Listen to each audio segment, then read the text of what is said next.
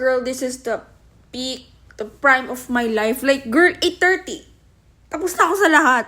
Nakapag-dinner na ako, nakatain na ako, nakapunas, nakahilamos, naka-skincare, nakapag-compute ng bayarin, nakapag-isip-isip.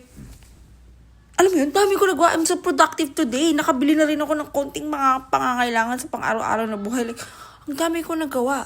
At ready na akong matulog ngayon. Like, girl, isang taon akong puyat. Ito ay very rare mangyari na makakatulog ako ng maaga-aga. 8:30, like, girl, pwede lang humimlay. I mean, matulog ng maaga, tas gigising din bukas. Para lang malinaw, no? Matutulog, tas gigising. Like, ayun, like, sarap na lang ikala ng sarili. Thank you, Lord.